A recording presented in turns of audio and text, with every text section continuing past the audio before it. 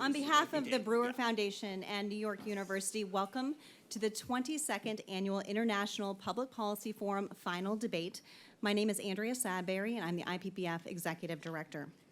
We are pleased to have you all join us here today at the Harold Pratt House for our final debate of the 2022 to 23 competition. The IPPF was founded in 2001 by the Brewer Foundation and is now jointly administered by the Foundation and New York University. It is the only competition that gives high school students around the world the opportunity to engage in written and oral debates on issues of public policy. The contest is open to all schools, public and private, for free. This year, more than 220 teams representing schools in 22 countries and 31 U.S. states submitted qualifying round essays on the topic Resolved. The North Atlantic Treaty Organization is an effective model for international cooperation. Judges reviewed these essays and selected 64 teams to take part in a single elimination written debate tournament. Each team was paired against one other team and assigned either the affirmative or negative position. They then volleyed papers back and forth via email. This process continued for several months as judges helped narrow the field to 32 teams, 16, and finally to the Elite 8 teams. Our Elite 8 teams have traveled to New York this weekend as a guest of the Brewer Foundation. Throughout the morning, the team supplemented the written scholarship they produced over the last 7 months with oral advocacy, competing in a series of one-on-one debates. At this time, we would like to take a moment to recognize these schools. Our quarterfinalists in this year's competition are UWC Southeast Asia from Singapore, Wasatch Independent Debate League from Riverton, Utah, Mountain View Los Altos Speech and Debate from Mountain View, California, and Notre Dame San Jose from San Jose, California.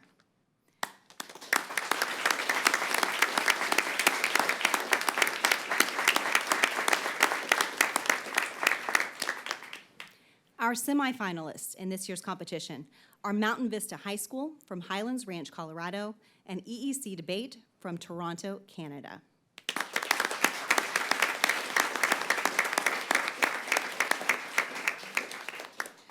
Competing this afternoon in our final debate will be Potomac Oak from Rockville, Maryland, and the Hockaday School from Dallas, Texas. At this time, I'd like to allow our students to introduce themselves. Hi, my name is Jonathan. I'm a 11th grader debating for Potomac Oak, and I'm very excited to be here. Hi everyone, my name is Lily. I'll be the second speaker on Potomac Oak for the affirmative, and I'm honored to have a chance to speak in front of all of you. Hello, my name is Alexander, and I'm the third speaker for Potomac Oak, and I'm equally excited as everyone else to be here tonight. Hi, I'm Sonika Agarwala from the Hockaday School. I'm your third negative speaker. Hi, I'm Sydney Murray from the Hockaday School, and I'm very excited to be here. I'll be your second speaker. Hi, I'm Dia Hegday. I'm also from the Hockaday School. I'm ecstatic to be here in New York City debating, and I'll be the first speaker. Let's give a big round of applause to our final two teams.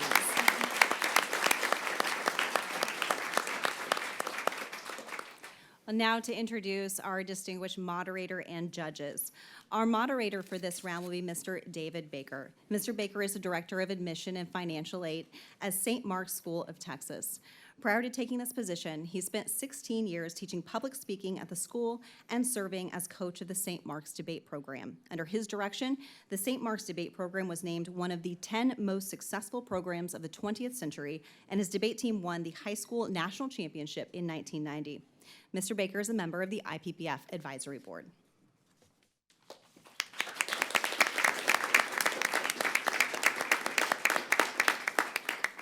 And now our judges for today. Mr. Will Baker is the director of the NYU Global Debate Program. He also serves as Chief Information Officer for Baker Consulting Associates based in Dallas, Texas. As a student at Cornell University, Mr. Baker won over 100 speech and debate awards. After Cornell, Mr. Baker worked at the International Association for Religious Freedom before becoming a social entrepreneur. He founded both the New York Urban Debate League and the Malcolm X Prison Debate Initiative at Rikers Island. In 2003, as head of NYU's policy debate team, Mr. Baker became the first African-American director to win the national championship since Melvin Tolson of Wiley College in 1935. Since then, Mr. Baker has overseen top national finishes for nearly 20 years in a row. Mr. Baker is a member of the IPPF Advisory Board.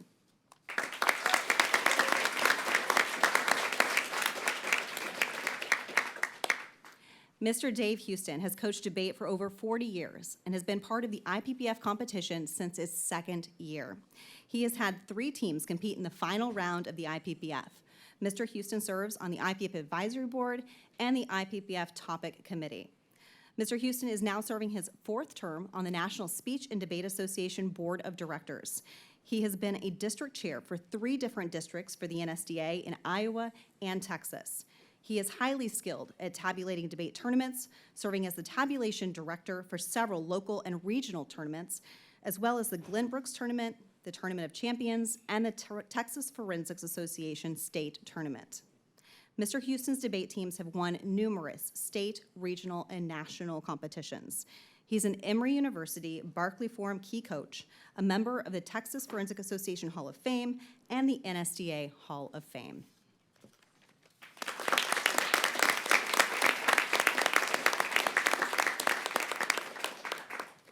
Ms. Christina Phillips is the Director of Debate at Notre Dame High School in Sherman Oaks, California, an NDCA board member and a member of the Policy Advisory Committee for the Tournament of Champions.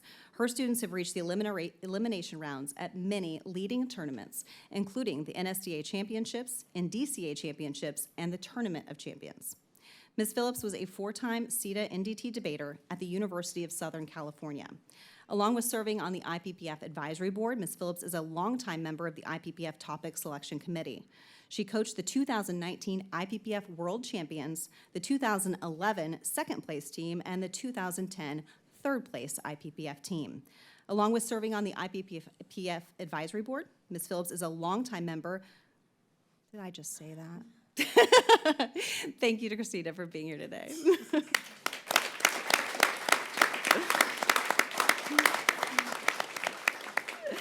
Dr. John Sexton is President Emeritus of New York University, the Dean Emeritus of NYU Law School, and the Benjamin Butler Professor of Law. He joined the law school faculty in 1981, was named the school's dean in 1988, serving in this role for 14 years. He was named the university's president in 2001 and served in this capacity until January 2016. In addition to his work as President Emeritus, Dr. Sexton currently serves as the CEO of the Catalyst Foundation for Universal Education, Chair of the University of the People President's Council, and Chair of the Mary Christie Foundation. He is also a member of the American Academy of Arts and Sciences. Dr. Sexton is a member of the Council on Foreign Relations and has served as the chairman of the board of the Federal Reserve Bank of New York. In 2010, Emory University named Dr. Sexton Outstanding High School Debate Coach of the last 50 years for his work with the St. Brendan's High School Debate Team.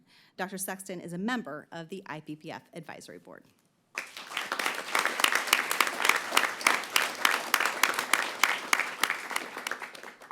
Mr. James Traub is a journalist and scholar specializing in international affairs. Mr. Traub is a columnist and contributor to the website foreignpolicy.com. He worked as a staff writer for The New Yorker from 1993 to 1998 and as a contributing writer to the New York Times Magazine from 1998 to 2011.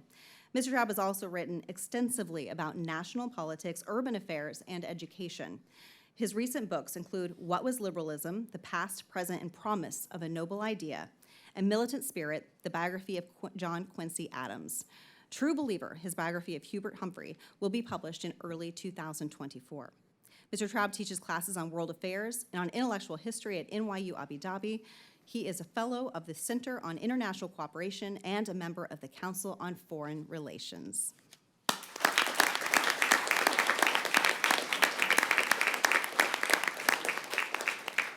Thank you all for being here. A quick reminder to the audience to please make sure that you silence your cell phones.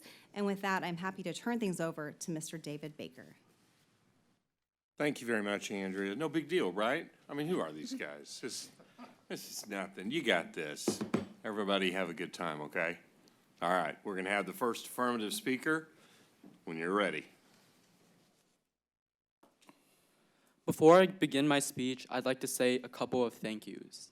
First, thank you so much to the Brewer Foundation for hosting this wonderful event.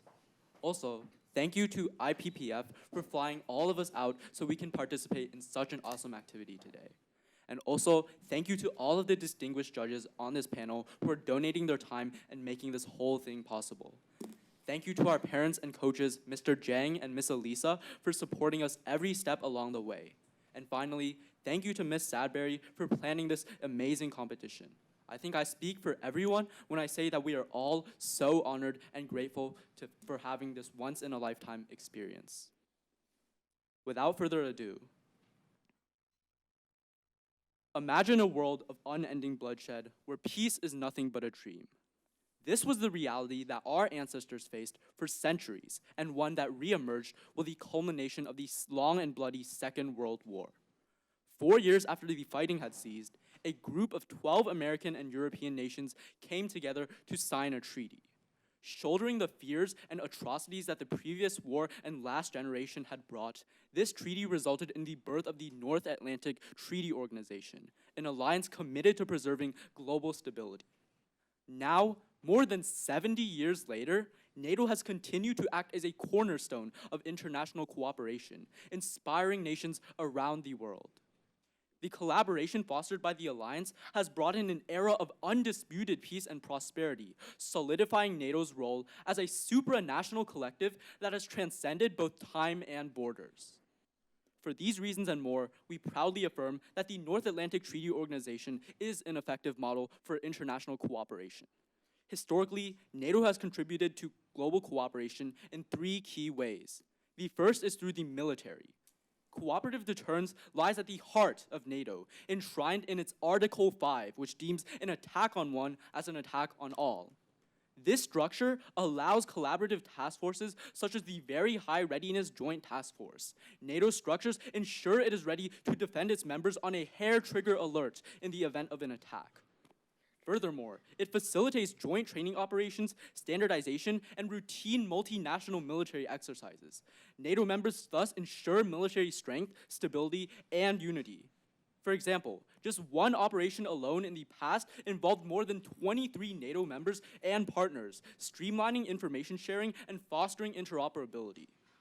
Empirically, this cooperation has been vital. As Heinz finds, NATO's coordination directly counterbalanced the Soviet Union's superior conventional capabilities, maintaining the tense peace of the Cold War and ensuring the war remained cold. More recently, in the invasion of Ukraine, NATO's swift and decisive support has acted as the only credible deterrent of further Russian incursion, keeping Russia at bay and preventing further escalation.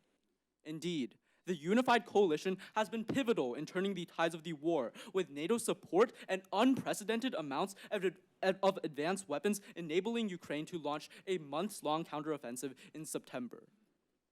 Through the unwavering cooperation of NATO, almost half of the land taken by Russia has been reclaimed, offering hope for 13 million displaced individuals and millions more without access to basic necessities like clean water, electricity, and food. The second way that NATO has preserved the peace is through diplomacy. The primary tool of NATO's arsenal is diplomacy, which the alliance utilizes in 2 key ways. The first is conflict mediation, which is central to NATO's cooperation strategy. NATO's North Atlantic Council is a vital part of the alliance. Any member state can raise disputes, promoting consultation among all member state ambassadors. NATO's strategic concept, initiated after the Lisbon summit, encouraged dialogue and fostered partnerships with regions like Eurasia, the Mediterranean, and the Middle East, and even adversaries like Russia and Afghanistan. As a result, NATO's expansion led to unprecedented peace in Eastern Europe, laying the foundation for unprecedented agreements, resulting in stable interstate borders and agreements. These efforts have prevented entire wars in Macedonia and Serbia and led to a NATO-mediated agreement between Greece and Turkey to avoid further military confrontation. NATO's second diplomatic tool is global partnerships. NATO's partnerships with non-member states have fostered collaboration as its interests expand beyond Europe. Engaging in dialogue and cooperation with over 40 partner countries, NATO enhances its security while participating in global initiatives.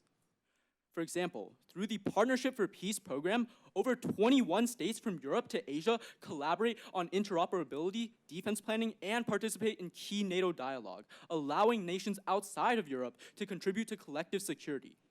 For example, states like Armenia, Azerbaijan, and Georgia have joined NATO-led missions such as the ISAF in Afghanistan. Furthermore, NATO's Istanbul Cooperation Initiative has fostered over 15 years of bilateral security cooperation with Middle Eastern nations, which have been crucial in supporting NATO operations. For instance, Qatar and the UAE contributed aircraft to NATO's Libya operation, and Gulf countries collaborated in counter-piracy efforts. Over the past decades, NATO has built countless partnerships with countries in the Euro-Atlantic, Mediterranean, Gulf regions, and beyond, exemplifying a positive model of international cooperation. The third place NATO has fostered cooperation is the economy. NATO has been key to fostering economic growth around the world in two key ways. The first is through directly facilitating economic growth in member states, as NATO policies in Article 2 commit member states to free market policies and liberalized trade, promoting economic collaboration between members and boosting growth. These policies directly led to record levels of foreign investment into new member states. Indeed, after joining NATO, foreign investment in Central Europe skyrocketed by 318%. Moreover, NATO hosts numerous committees, infrastructure development, and special programs to prompt growth in less developed member states. For example, NATO's Economics and Security Committee helped member nations manage international economic transitions, combat crime, and coordinate trade policies. Naturally, growth has skyrocketed. This so-called NATO effect resulted in immediate economic growth, which doubled exports and imports, decreased unemployment, and reduced poverty, directly improving the standards of living for millions. Second, NATO keeps global trade safe. By 2010, piracy off the coast of Somalia was devastating global trade, with 489 attacks annually. This had devastating implications, as 80% of international trade passed through the nearby Gulf of Aden, and crucial humanitarian assistance relied on the waterway. Indeed, the piracy cost the global economy $18 billion per year while crushing the economies of neighboring East African countries. In response, NATO began Operation Ocean Shield, a widely successful anti-piracy initiative that reduced the number of successful pirate attacks from 236 in 2011 to 0 from May 2012 to the operation's conclusion. International cooperation was the foundation of the operation, with every NATO member contributing either directly or indirectly through NATO's common structures and common funding. Additionally, NATO partner states as well as China and Russia provided instrumental support, ensuring the operation's success. Ultimately, without NATO presence deterring attacks and protecting trade, the situation would have been far worse, affecting the entire world trade and economy enormously. As former US President Barack Obama once said, NATO remains the cornerstone of our collective defense and the essence of our transatlantic partnership. By working together and upholding the shared values that bind us, we can build a more prosperous, secure, and peaceful world for generations to come. Okay. First negative speech from Hockaday. You have 8 minutes. Thank you, Mr. Baker. Before I begin, I have a few thank yous as well. I would like to thank IPPF, the Brewer Foundation, and NYU for hosting this wonderful event. We've had such a great time here. I would like to thank the judges. Thank you for coming here and offering your time and expertise to us. I'd like to thank Thomas, our NYU ambassador, for guiding us through this whole process. The Hockaday School for supporting debate and allowing us to be here today. I want to thank my partners in this debate, Sydney and Sonika, you guys rock, and our other teammates, Ariana, Arna, and Avita, for their countless hours in preparation to this competition. I would like to thank our coach, Dr. Waltz, who we could not be here without, and Ms. Townsley for being our team mom this weekend. And finally, our opponents. We are overjoyed to be competing in this finals round in New York City with you guys. Thank you so much.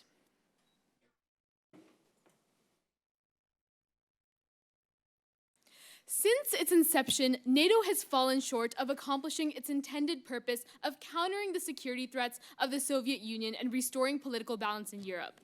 As NATO provokes security dilemmas, undermines international stability, and maintains skewed internal power dynamics, it is not an effective model for international cooperation, so proud to negate. For some burdens in today's debate round, firstly, Kemal Dervis at the Brookings Institution determined that international cooperation can be measured by examining the gains of minimizing the negative spillover effects to the actions of some countries have on others. Negative will demonstrate that NATO is an ineffective model for international cooperation in two ways. Firstly, NATO's collective defense model increases conflict through the security dilemma, and secondly, NATO fosters coercive agreement among members rather than cooperation. Additionally, we put the following burdens on the affirmative. The affirmative must establish causal relationship between NATO's successes and the model itself. And secondly, they must prove that NATO's model is applicable and effective in alliances outside of Europe and the United States. Further, we should follow the IPPF primer's burden that the affirmative must prove that NATO is a replicable model.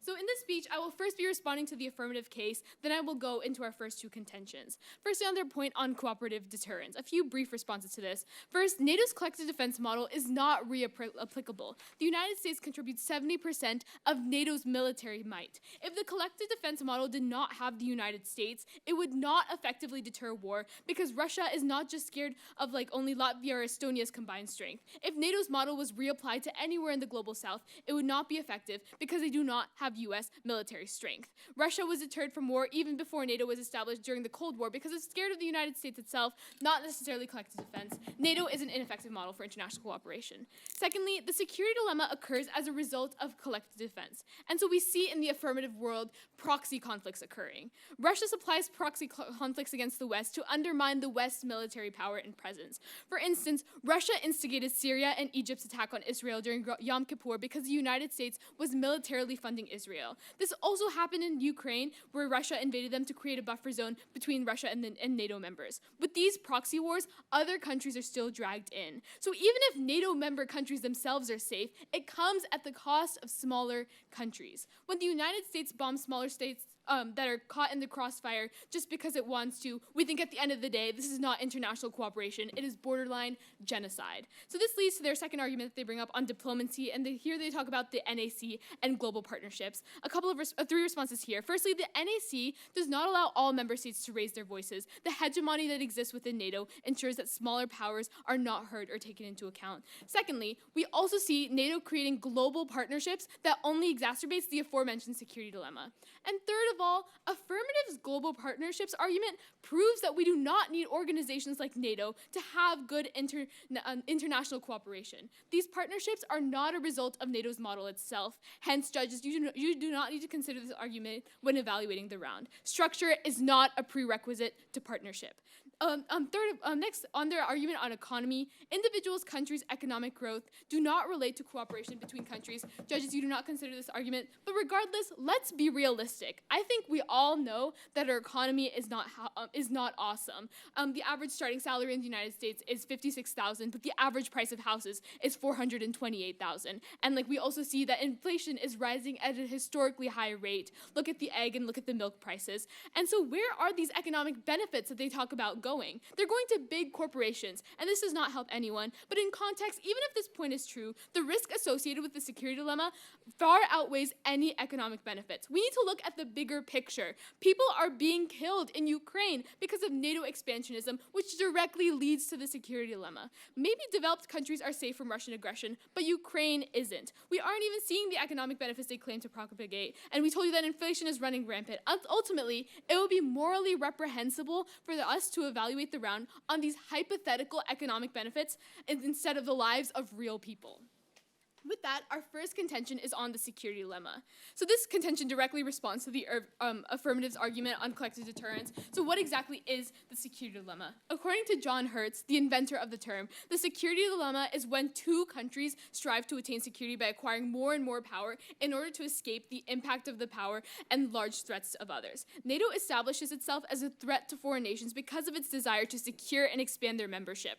This instigates a security dilemma that destabilizes existing international international politics. The most prominent example of NATO inducing a security dilemma is with Russian aggression. Stephen Walsh at the Foreign Policy magazine states that when former communist countries in Eastern Europe joined NATO, Russia's own security concerns increased. In response to NATO posing a growing threat, Russia increased its own military actions, such as participating in information warfare in Ukraine.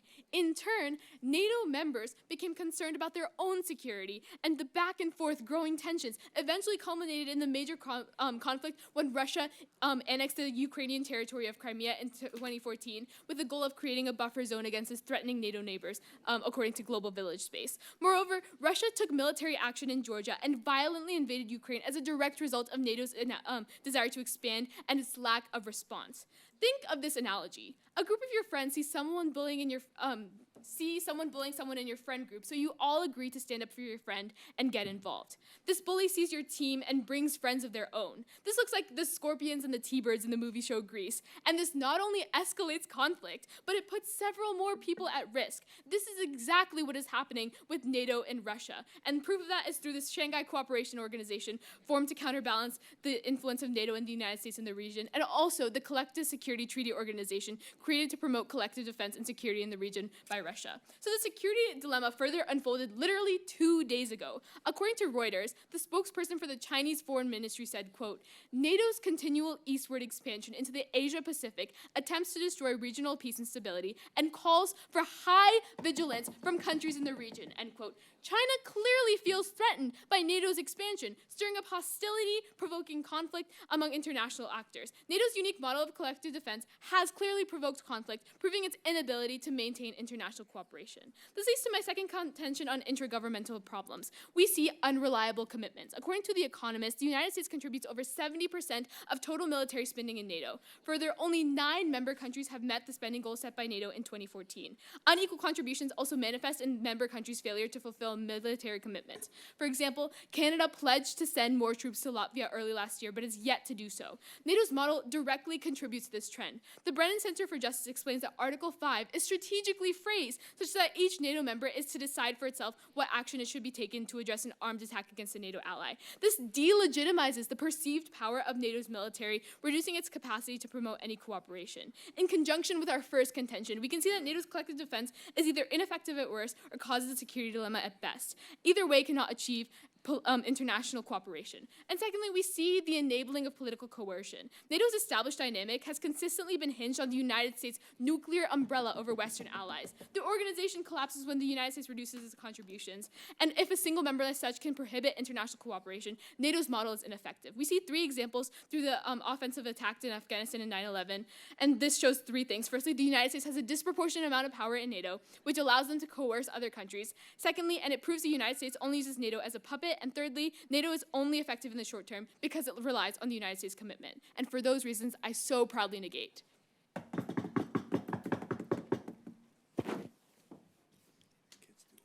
We will have a 90-second timeout before the second affirmative speaker.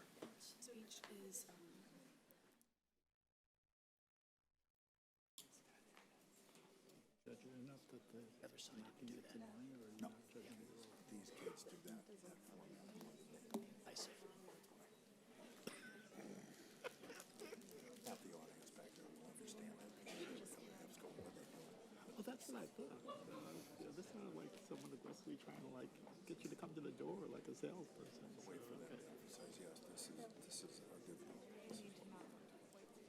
Okay.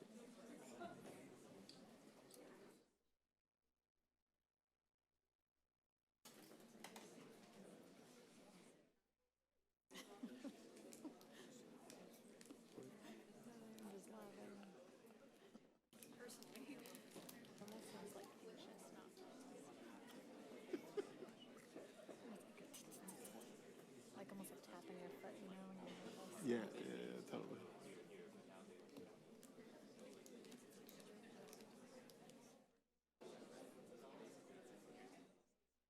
I don't think I've ever heard anybody do it in this format.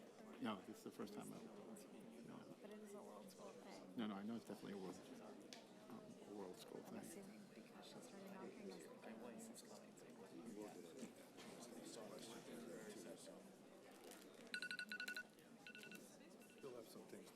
Jennifer's not a Okay. Or should I say this?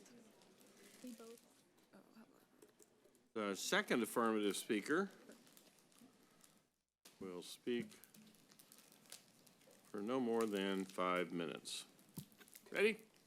Yes, thank you, Mr. Baker. Okay, Lily. The most important thing to consider in this round is the comparative. In our complicated world, there is nothing perfect.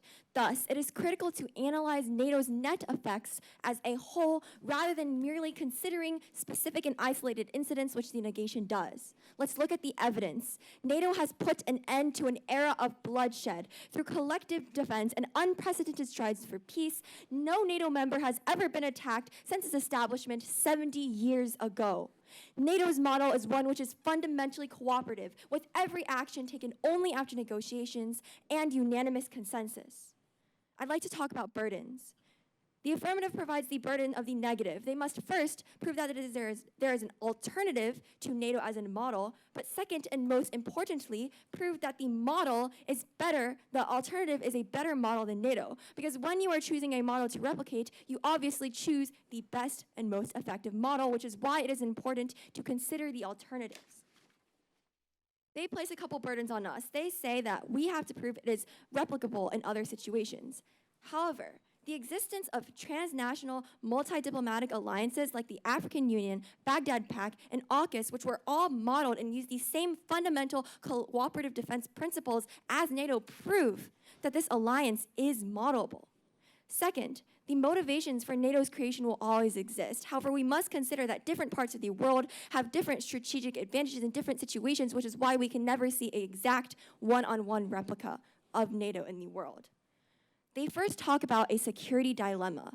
However, this security dilemma is an ancient problem which has existed with or without NATO. This is not a problem of NATO. Furthermore, they specifically talk about Russia. There are a myriad of alternative incentives for Russia to invade Ukraine without NATO. The first is that to quell domestic dissent, Putin has historically turned to invasions to get spikes in his popularity. Second, is that the Russian revisionist policy is one which has been developing for decades. With wars in Georgia, Crimea, and Ukraine, Russia is seeking to consolidate its position and revisit its area of Soviet Russia dominance as Putin expands. This is historically proven. Look at the past. When NATO deployment peaked from 2000 to 2010, Putin backed off. However, when we withdrew troops, he started a cyber war with Estonia and invaded Georgia and Ukraine as soon as NATO withdrew troops. Thus, the negation cannot prove to you that Russia invaded Ukraine because of NATO actions, because there are so many other incentives and so many other reasons why Russia would want to invade. Furthermore, Russia could also react to Ukraine getting closer with the US or the West or any Western country outside of NATO. Even without NATO, Russia would still feel provoked as the same so-called security dilemma always is going to exist. They also talk about the premise of unequal spending. Firstly, the 2% defense spending contribution they take is often misunderstood. The 2% target is only for spending on your domestic military, not contributions to NATO. This is a critical distinction in this round because when we look at NATO structure fundamentally employs an agreed upon formula which is proportional to a country's income to decide how much each country contributes to NATO. This formula is universally agreed upon and abided by all the countries. There is burden sharing. Second, you must also consider NATO's future potential. Throughout 2021 and 2022, 16 NATO members significantly increased their defense spending even amidst a global pandemic and a global decline in military spending. The number of countries meeting their spending target has grown from 3 to 11, and the majority of members are projected to meet the target by next year. Finally, unequal burden sharing is not inherent to NATO structure. It is due to the vastly different economic capabilities of member states. It is unreasonable for a country with a smaller GDP to have to shoulder the same costs as a massive economy such as the US. Then, they say that this leads to coercion. If anything, NATO structure prevents coercion.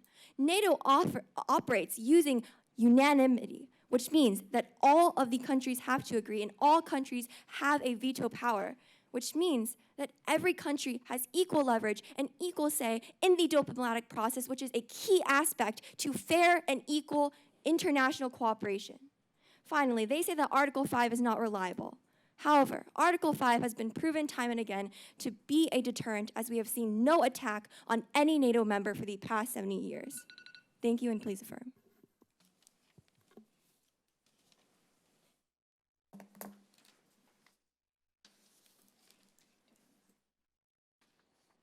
Have another 90-second period prior to the second negative speaker.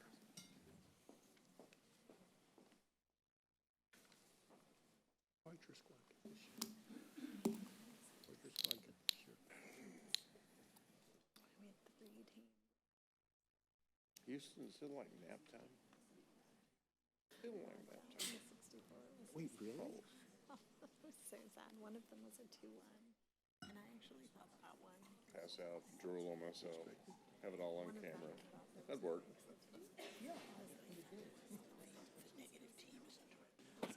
Did they have 3 different strats? Yeah, like they all wrote their own papers. I mean, they talked to each other about Which that arguments, goes, but you off writing more too fun, Baker. But they were all they different. were doing their own writing. Wow. We had Last I think speaker. one- Let's see. I can't remember, but we had teams on both sides too. I would not have voted We have against. 20 seconds, that's probably all it'll take. Have you heard from Alex? Like, oh my God, he's one of them. But two, you know, the shocking part was that Here, see, I just didn't know if you talked, one of them had a senior. how he was doing, or So they had 2 sophomores and some of my more senior. It's a long way for them to have come. I really think the Wood Shepherd group of people. yeah, well, you know, there it is.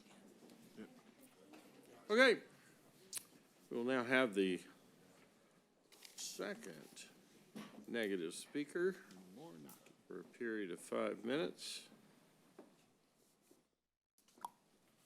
That's me. Hi. You guys, if everyone's ready? Okay.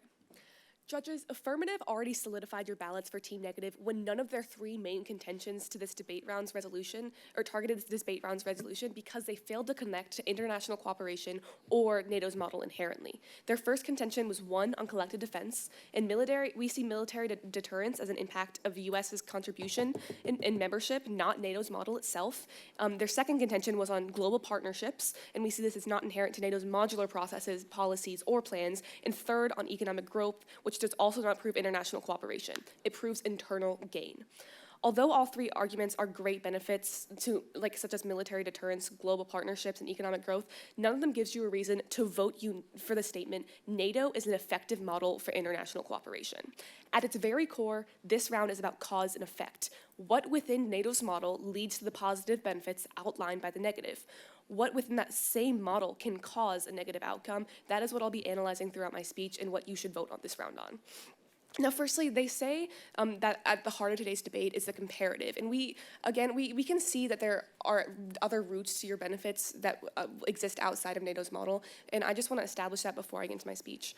And now onto their first statement, which is that collaboration leads to prosperity. And we want to emphasize that we support collaboration between countries, which is, again, what this round is all about. But we see other paths to this outside of a military alliance. We reject the premise of the argument that an international organization must exist in order to ensure international cooperation. Structure is not a prerequisite to partnership. They say the most important thing in this round is the comparative. And here it is. We see cooperation existing when countries have shared interest regardless of the structure in which they operate.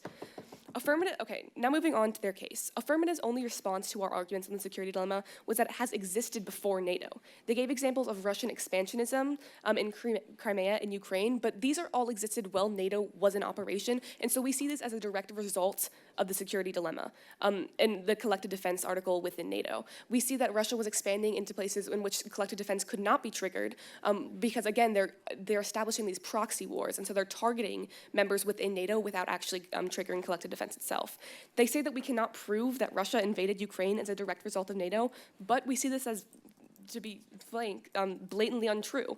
According to Global Village Space, Russia annexed the Ukraine territory of Crimea with the goal to create a buffer zone against threatening NATO allies. And according to Reuters, Valery Gerasimov, the chief of the General Staff of Russia Armed Forces, clearly credited NATO with the cause of Russia's military involvements and reforms. They tell you that Russia invaded Georgia right when NATO pulled out. And exactly. Russia felt threatened by NATO's expansion in the Northeast Hemisphere, and the moment they got a chance, they invaded Georgia to ensure NATO cannot expand into Georgia. Affirmative's own example proves that NATO causes Russian aggression, proving that NATO is ineffective at securing international cooperation. And now on NATO support in Ukraine, which they bring up as an example. Firstly, we don't see this as NATO action, as there are no provisions within the treaty that would directly lead to this outcome. Rather, we see that individual countries are sending aid, and this access is a collective defense without NATO. So US as an individual country can send aid to Ukraine, and that is a form of collective defense. Like countries with similar ideals are coming together to defend against a shared enemy, but that isn't necessarily because of Article 5, it's because of shared ideals, so we access this collective defense without NATO. And this is irrelevant to NATO's model, judges. You do not consider this while evaluating the round. Now onto unequal contributions. Under unanimity, if anything, NATO's unanimity policy is bad for cooperation because it means that the US can weaponize its veto, saying if everybody disagrees with it, it will leave the alliance, ultimately destroying NATO. But we have empirical evidence of the US exploiting weaker countries in decision-making. The US forced NATO to invade Afghanistan and Iran, with countries like Germany did not want to, which we established in our constructive. Onto security and deterrence, you can give us examples of preventing war in Macedonia or Latvia or whatever you want, but we can respond with the conflicts that directly arise from NATO, like that in Ukraine, which we established in our first speech as well as my own. And on global partnerships, we just want to say that this further establishes and exacerbates the security dilemma. So again, when lots of countries are virtually ganging up against countries like Russia, we see this as Russia perceiving it as a threat, which will, again, only strengthen the security dilemma.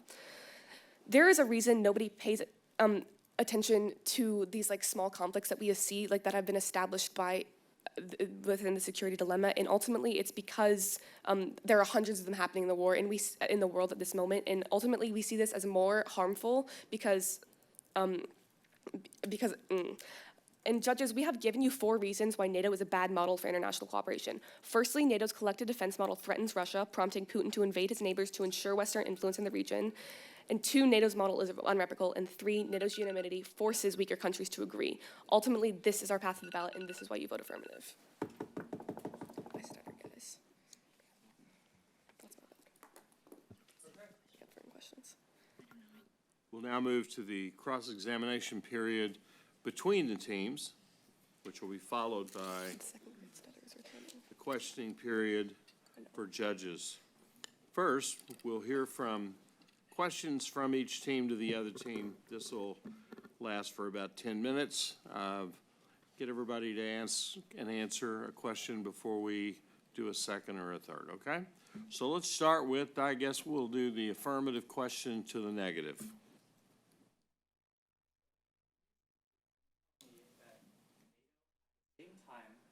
Article 5 does not work because countries can choose to not follow it. Yet you also tell me that the US somehow forced Germany and other countries to invade Afghanistan through Article 5.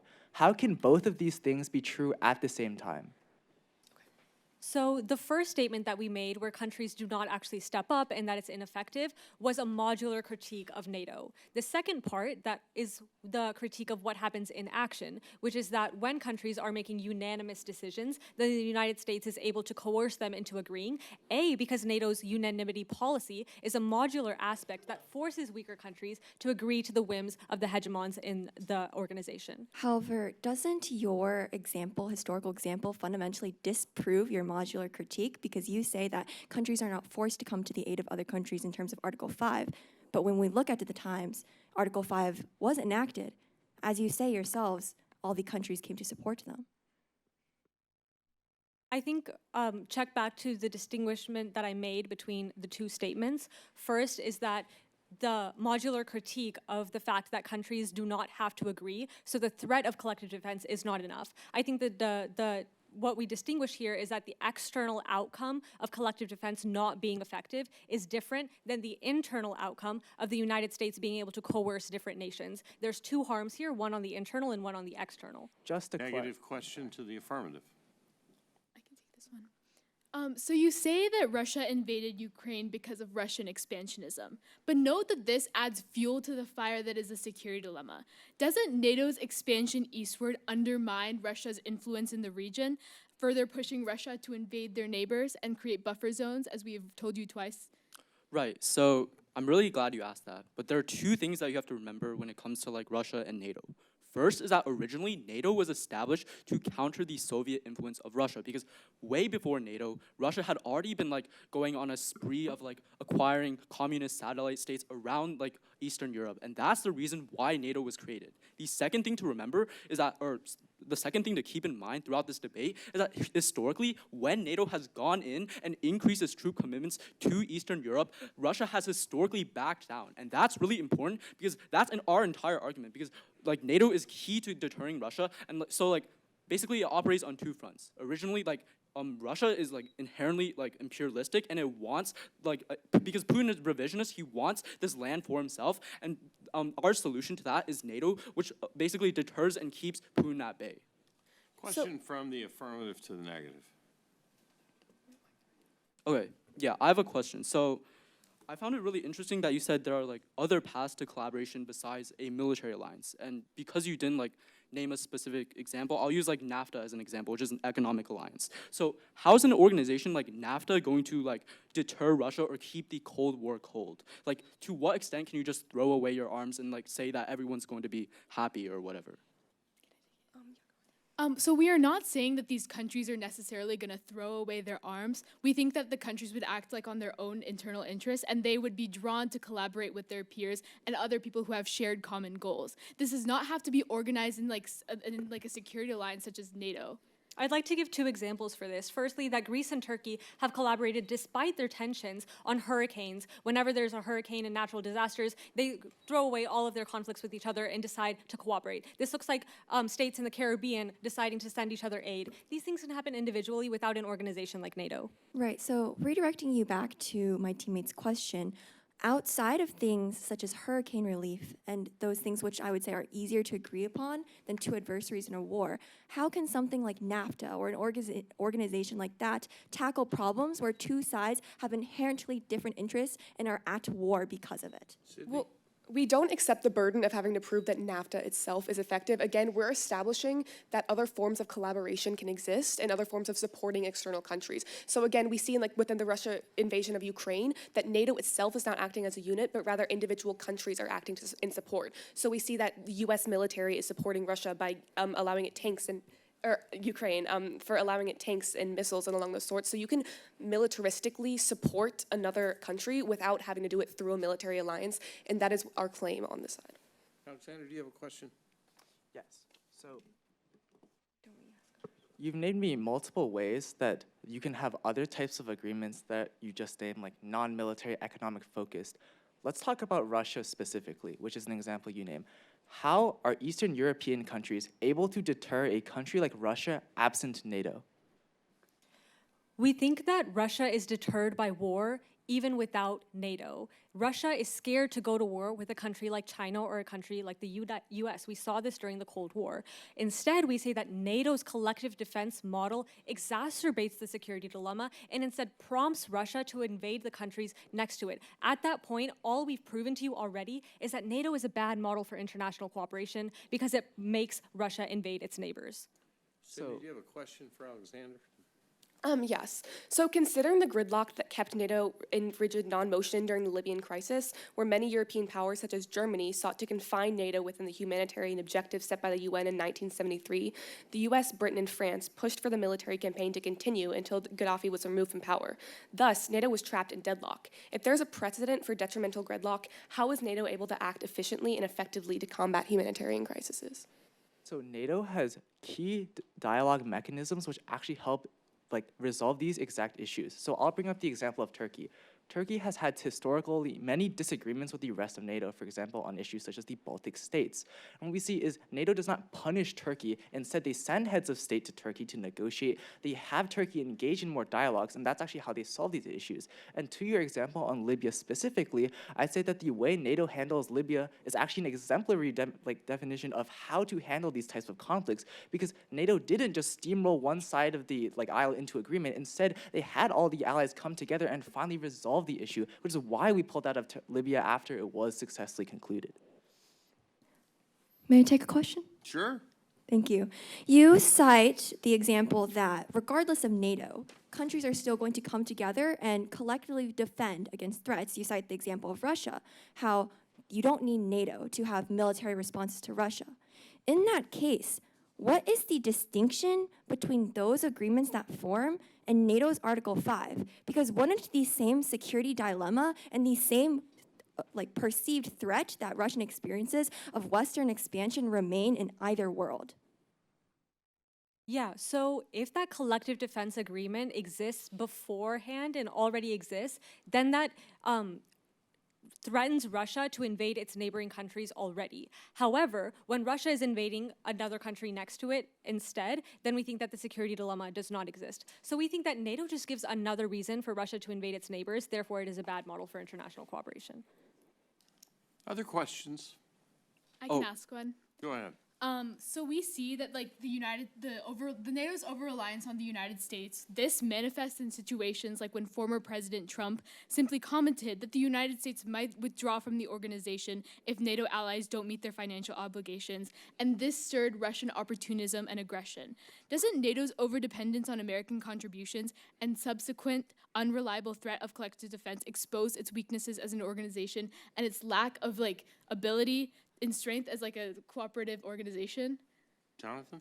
Right, so there's two things to keep in mind here. First, remember Lily said in rebuttal that it's just absolutely ridiculous to impose the same burdens and same costs of, for example, a big country like the U.S. on a smaller or on a smaller NATO member, like for example Poland. And that's the reason why in NATO they have mechanisms like a proportional formula for contribution towards NATO, and that helps solve two things at the same time. First, it helps assure our allies that they're actually, or it helps assure all in the alliance that they're contributing equally. And secondly, it also tells adversary or potential adversaries that everyone is also doing their share.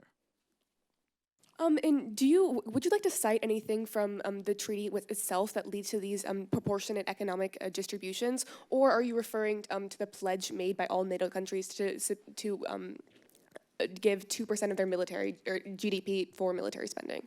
Right, thank you for asking that. That's a very important distinction, which I tried to make in rebuttal, which basically says that the 2% pledge is very different from the structural aspects of NATO. The 2% pledge refers to spending 2% of countries' spending on domestic military, not contributions to NATO, whereas NATO's structure operates on a universally agreed cost-sharing formula, which adjusts the amount of contribution proportionally based on the country's income. So this is an aspect which is inherent to NATO's structure. I can take a question. Go right ahead. If an organization causes war, is it a good model for international cooperation? So if an organization causes war, and that war is to deter, for example, a genocide in Libya, I'd say that's an effective model for international cooperation. Okay. We will now have questions from our panel, and I'll do my best to make sure these get distributed evenly, but sometimes follow-ups get a little out, so just bear with me, all right? Because I want to let this go as much as we can, all right? So, first question is from? Well, I'm happy to ask a question. So, a question for the negative side. You've talked a lot about the problem of over-reliance on the United States in NATO. So, is your contention that in any of these organizations, the World Bank, the IMF, where the United States has a really disproportionate voice, that disproportion renders those models ineffective as models because intrinsically a model of cooperation needs to have balanced contributions? Yeah, definitely. I would not label every single model with a strong power as a bad model, but I would label it a bad model for international cooperation. For this specific debate, we think that is very important to note, because when there is a disproportionate power imbalance, then we say that means that the United States can force and coerce other countries to agree to it. We gave you examples of Iran and Afghanistan when, for example, Germany did not want to deploy troops, but the United States was able to force it to do so, A, because of the disproportionate power, B, because of the unanimity policy that NATO has, and C, because NATO's model itself allows this to occur. Other questions? So, as usual in these final rounds, I'm trying to figure out what is the gravamen of the argument of each side. So to the affirmative, can you name for me, because you claim NATO is an effective model, an effective model, not the effective model, an effective model. Can you name for me any other military cooperation treaty that is an effective model? Or are all the others flawed? Yep, so I'd actually like to point out two specifically. The first would be the Gulf Cooperation Council in the Middle East, where these various countries also cooperate in order to secure themselves from other regional threats. I'd say that this is just one of the other examples, the other being the African Union, where 55 various African states have also joined together as a collective defense organization to defend themselves from external threats. And could you just explain to me the structural and operational differences that you see in those organizations, if any, or are they all on the same general model structurally and operationally as NATO? So I would say that the Gulf Cooperation Council is much more centrally structured, where you have one decision-making body that's going to make most of the decisions for the cooperation, while the African Union is less centralized. There's no centralized body for making those types of decisions. It's more on a member-by-member basis, but there is still that bedrock of cooperative defense, which, as you pointed out, is the bedrock of NATO through Article 5. And NATO is different in that the United States plays a much more dominant role in NATO? I'd say, yeah, NATO is different because of the veto system, as both teams have mentioned, as well as the fact that NATO has external partnerships that aren't typically present in other multinational organizations. And then if you just allow me a question to the negative, Sure, Mr. Moderator, same level of generality. So if I understand your argument, it's that coordination and structure is not needed in order to have cooperation. Yes, I'd say that we claim that there are other paths to cooperation outside of organized international organizations like NATO, and we see that in examples like we gave you Ukraine, how other countries are coming to support with military. But when you make this claim, it's not because you embrace any of these alternative organizations. It's just that you believe in much more of a ad hoc, evocative appeal of a particular cause like Ukraine, bringing in the constituent bases on a more voluntary way. Yeah, we think that the shared interest on a particular issue will ultimately lead to more contributions from each country. And we've seen in examples like in Libya, where Germany was hesitant to contribute, and also when Canada was hesitant to contribute to add more troops to Latvia. We see that when countries are hesitant to contribute and don't necessarily want to defend the cause that they are being forced to because of their alliance, that we see this as ultimately more detrimental to international cooperation. And we see that maybe on a case-by-case basis, we can see more powerful and more organized responses. I'm sorry, I'm going to ask a follow-up because I'm trying to struggle to set this up so that we all understand your arguments best, and I won't occupy time after this. So, coordination is an interesting word in this context because you're trying to disassociate coordination from structure and operation, right? So are you saying that there'll be no coordination, for example, of whatever voluntary activities come forward? Is there not going to be some primo among pares? Or is this just going to be, we're going to just send a whole bunch of people? We think coordination can look like many things aside from only doing it through an organization like NATO. Countries send their diplomats. Time out. Sorry. 1 second. The proposition says an effective way. It doesn't say the effective way. So your word only, you want to strike from that sentence, right? Okay. Now go back and I'll say go it. again. I'll go again. We think that cooperation occurs in many different ways rather than an organization like NATO. We think that countries send their diplomats all the time to other countries to try to say that, oh, both of us can give aid to this one country because we both think that this genocide is harmful. We think that NATO does coordinate. It coordinates war. And we think that that's what's harmful. When you have a situation where there's two groups of bullies and then you just make more and more groups of bullies, that's just escalating conflict rather than increasing international cooperation. Yeah, and along those lines, we think that coordination can exist in between militaries. And so obviously there are people who coordinate militaries of an individual country rather than an organization. So there can be collaboration that exists in between those two groups rather than an organization like NATO.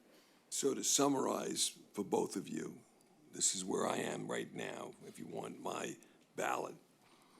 The negative kind of feels that cooperation occurs and occurs best if it's passionate about the moment and comes forward voluntarily and not under some hegemonic state that is buying it or compelling it or whatever.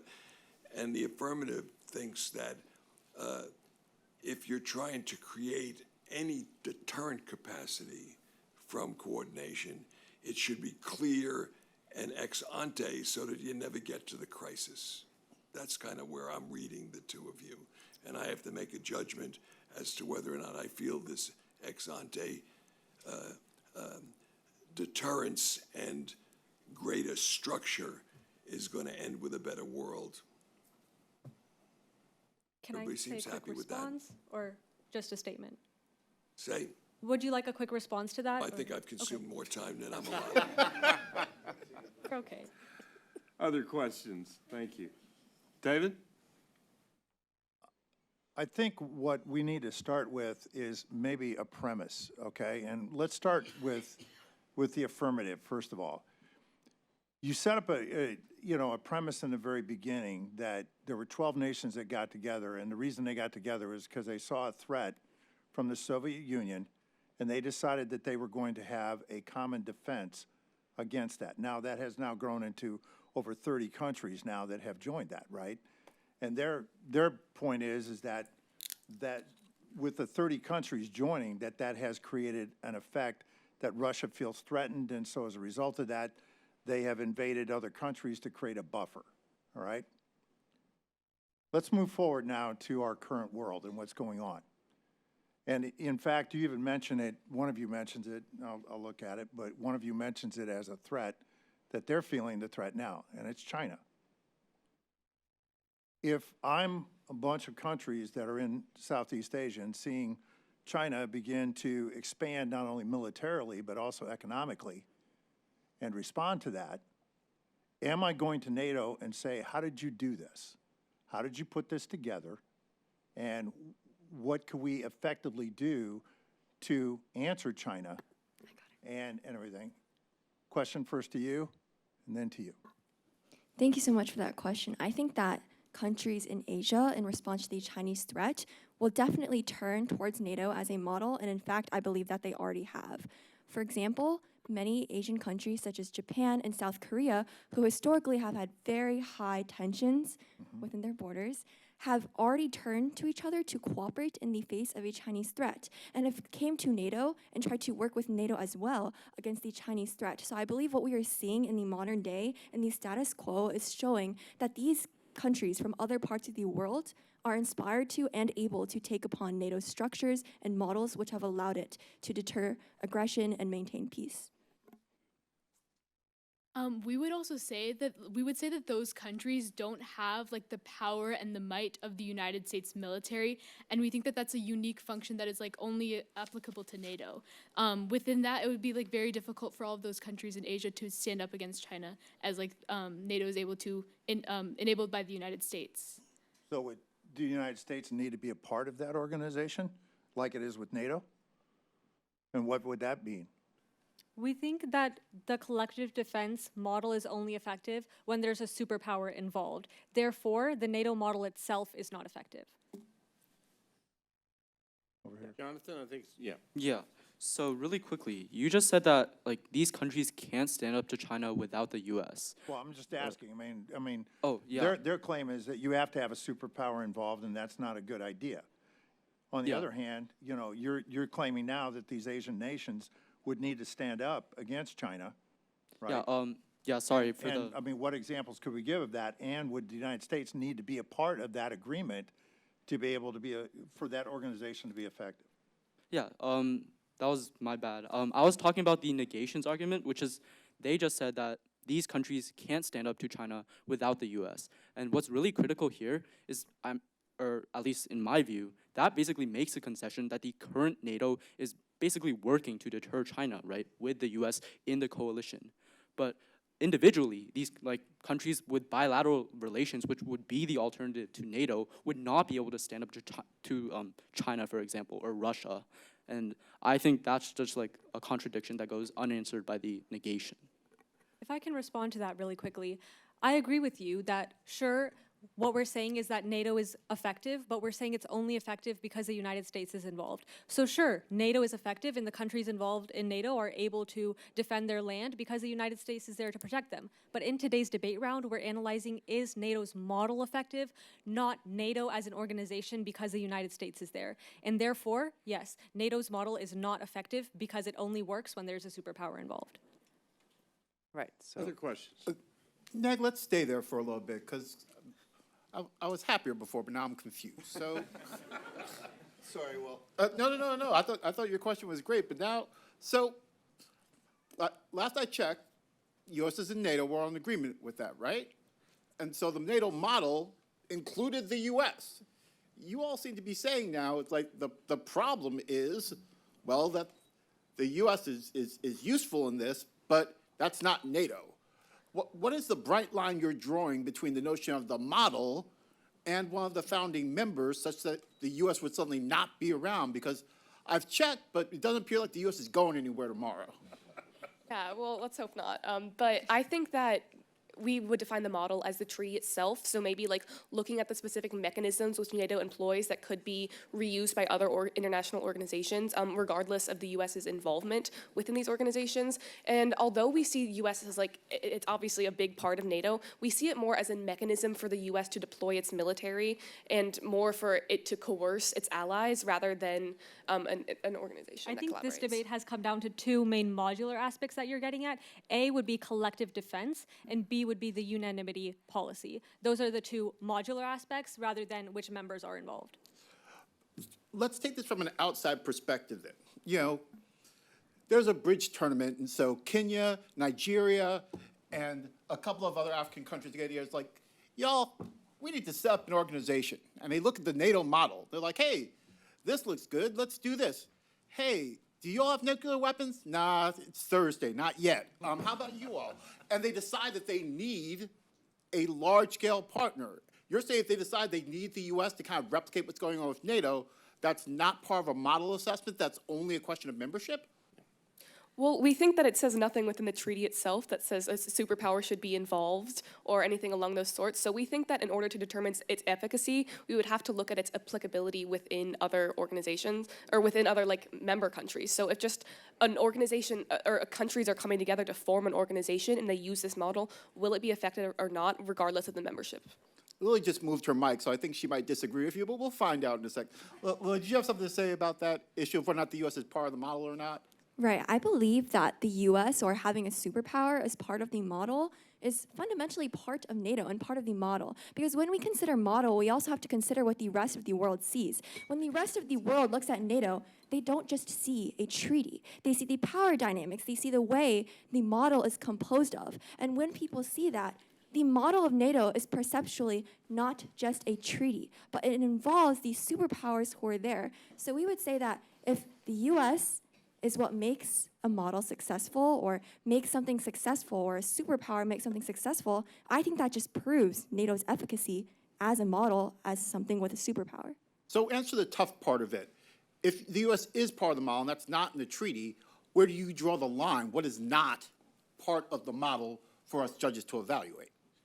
I believe this ties back to the way that the rest of the world perceives NATO, because when you model something off of another thing, you don't just go by the bare bones of the treaty. It also depends on the values of the organization and how the organization has acted before. So I believe that since NATO is composed with a superpower, and that is something that all of the other countries in this world can see and know, that is a fundamental aspect of NATO's model, is that balance of power and that superpower which is there, which is ultimately what has kept Europe peaceful for 70 years. There are 3 structural areas where you all have kind of identified that NATO's model is effective or ineffective on either side. There's been veto power, which also goes back to unanimity, right? The ability to make unanimous decisions. There's external partnerships that you all have identified, and then there's collective defense. So there's like 3 structural areas. If we are evaluating those structural areas, how do we decide that those 3 structural areas are good or bad? Is there like a summation statement about those structures being effective or ineffective? Okay, so if I can begin. I'd say insofar as the negation has not provided an alternative model, what we're looking at here is a net benefits analysis, or have NATO, through its specific structures, which you just outlined, contributed to more harm than, or more good than harm in the world, and how effective have those models been? And I'd say this because there is no specific bilateral or multilateral organization that my opponents point to as the alternative to NATO. I think as negative, we believe that we should keep this debate grounded in reality and look at the examples and see what has come of these structural aspects of NATO. We gave you several examples through Afghanistan, which was a result of US coercion, and many other examples in which all of the functional aspects resulted in negative harms.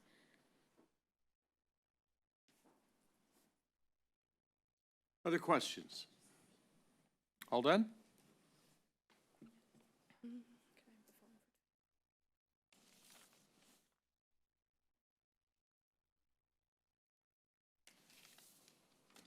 All done. Okay. Thank you very much. See, that didn't hurt too bad, did it? Bleeding out of it.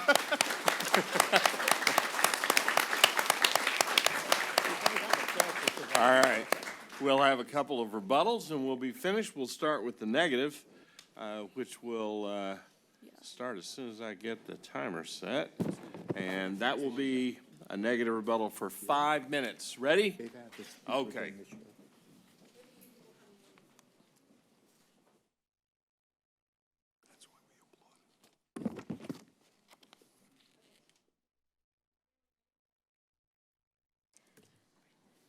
Judges, I'm going to make your decision for the negative ballot very easy for you. To win today's round, affirmative had to give you distinct reasons why NATO's model is effective in international cooperation. Dr. Sexton, you need not believe that the ad hoc aid is more effective than NATO. You only need to agree that NATO's model creates conflict. We have proven to you down the bench, and I will extend that in my speech. Fatal strategic flaws that affirmative made during the round, Sydney beautifully laid out for you. all three of their contentions do not prove to you why you must vote for affirmative. Their first contention was on the collective defense model. We told you that military deterrence is an effect of the United States' contribution and membership, not NATO's model. Secondly, we told you that global partnerships are not inherent to NATO's modular processes either, or their policies or their plans. Third, economic growth. This also does not prove international cooperation, it proved internal gain. That had nothing to do with NATO's model or international cooperation. Although all three arguments were great for military deterrence, global partnerships, and economic growth, none of them related to your ballot in today's round. So what did matter? Two questions that I'll be answering in today's round. Firstly, is NATO's collective defense model effective for international cooperation? The answer is no, by the way. Secondly, is NATO's unanimity policy effective for international cooperation? So firstly, what about collective defense? We gave you 4 reasons why it's not effective. Firstly, it's not reapplicable if, to Judge Brewer's questions, NATO's model includes the fact that the United States is a member, then we still see no reason why the United States would join an alliance only in Africa, because that is not within its self-interest. Still, the NATO's collective defense model is not applicable, and it is still not a good model for international cooperation. Your ballot is already set, looking great for the negative. But then secondly, we told you about miscalculation. Collective defense causes high tensions. We told you the T-birds and the scorpions in the show Greece occurs with NATO and Russia. We tell you that, like the Cold War, there's a lot of tensions that increase, and with that, with high tensions occur any small incidents or miscalculation can incite a global war where all 31 members run to retaliate. In their very first speech, affirmative told you the good thing about NATO is that collective defense would bring all members to military action by a hair's trigger. This is not a good thing. Affirmative in their very first speech conceded to you that the collective defense model means that war, global war, can incite the second something wrong goes on. In the Cold War, Russian leaders one time saw a flock of birds and they thought it was a bomb and they were ready to aggress militarily. We think this is a bad thing, and because NATO's collective defense model increases tensions and increases conflict because of that, NATO is a bad model for international cooperation. Our third reason was that the deterrence is not a result of collective defense, but because Russia naturally does not want war with the United States. We see this example in the Cold War, where they were both a lot of tensions, but Russia still did not invade the United States because it was afraid of inciting war with the US. This is not a result of collective defense. Collective defense model is not a positive deterrent. It's rather the situations that NATO has faced. This means that affirmative has not proven to you how NATO's model effectively facilitates international cooperations. All the benefits they talk about are results of the United States as a country, not NATO as an organization. But even when it's only about the US, that model cannot be reapplied because the US has no interest in joining organizations in the global south. But then fourthly, we tell you the security dilemma. Collective defense does not deter war, it redirects war in a worse place. A river will flow no matter what happens. If you put a huge stone in front of it, it'll go around it. Why is our redirection worse that exists? We tell you the redirection occurs in proxy wars. There's proxy wars that exist. Why are proxy wars worse than one big global war? Think of it like a forest. If you have one big forest fire, that's a lot easier to manage than 10,000 forest fires in little places. It takes a lot more personnel to take that down, and we think that proxy wars and smaller conflicts and redeterring Russia into invading its neighbors, into military alliances, into proxy conflicts such as Israel or much worse that occur on their side. Collective defense causes conflict in the form of proxy wars, in the form of miscalculation, and in the form that it cannot be reapplied. Then, we also tell you on the second question, is NATO's model effectively upholding international cooperation? We tell you that, okay, if they're agreeing that the US is a part of NATO's model, that means that anywhere that NATO is reapplied, in NATO's model inherently will always have one country that is always dominating the conversation. Inherently to NATO's model, they have conceded to you that there will always be one country dominating the conversation and coercing other countries to agree to their decisions. Inherent to NATO's model, affirmative has already conceded that there will never be cooperation within the organization. At that point, I am so proud to negate, and your ballot is set for negation because you know that collective defense ultimately causes war. It causes proxy wars that are much worse than one big war, and it causes Russia to invade its neighbors. So proud to negate. Last speech will be by the affirmative for 5 minutes. You may begin. Remember, the world is complex. There's no perfect solution to anything, as much as that's disappointing. Perfection is impossible. But we do have NATO, which has done a pretty good job with the last 70 years of keeping war out of Europe, of having states develop their economies, and being free from the threat of invasion. My opponents make a few key concessions in their final speech. First, they concede that in order to do effective deterrence, you need a superpower in the equation. What does that mean? Well, that means we're looking at two different scenarios here. One, where all of these countries are making independent, ineffective alliances with no superpower involvement, or second, that they're able to actually join NATO and gain that protection. But my opponents will argue it's the superpower, it's the United States doing the work. What does NATO actually contribute? Well, let's think about how NATO allows the United States to effectively deter Russia. First, Article 5. Who cares if the US is in a bunch of agreements with countries if there's no legal obligation for the US to actually do anything?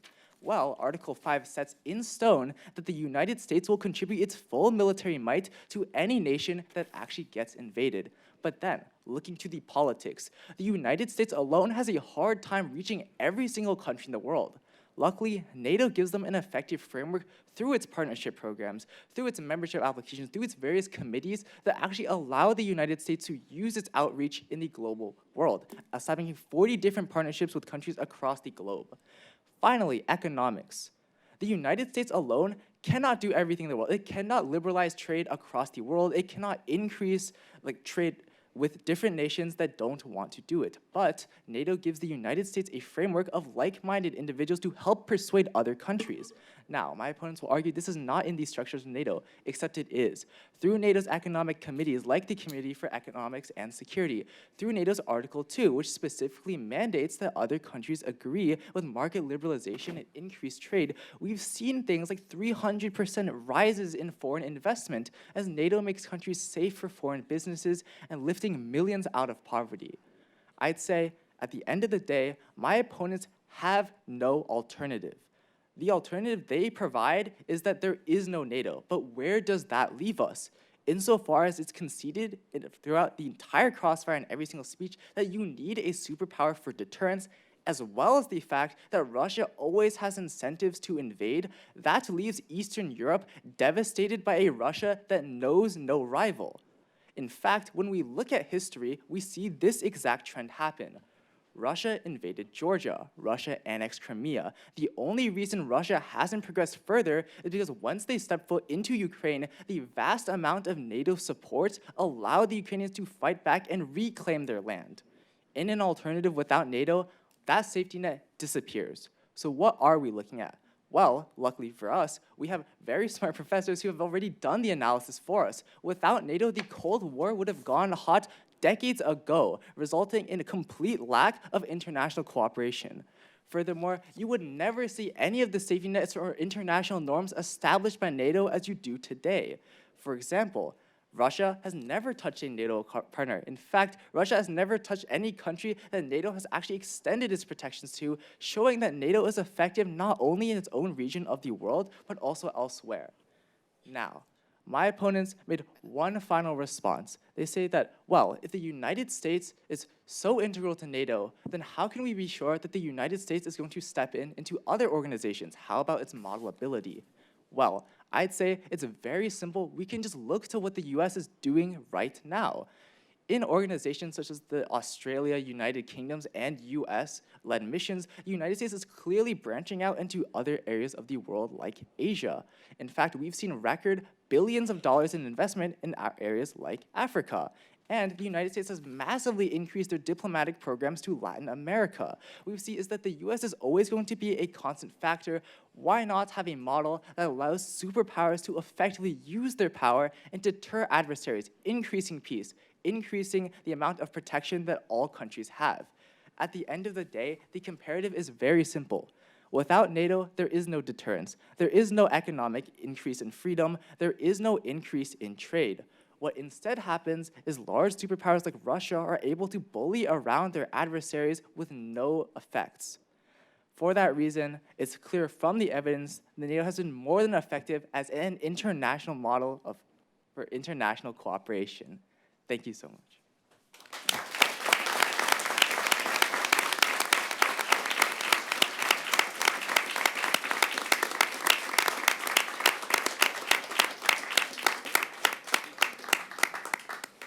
We want to say thank you to Mr. Baker, to our judges, and our accomplished debaters. In 1 hour, we will name the next IPPF World Champion. That team takes home the $10,000 grand prize and the Brewer Cup. For now, we are adjourned to the Greenberg Room for the reception.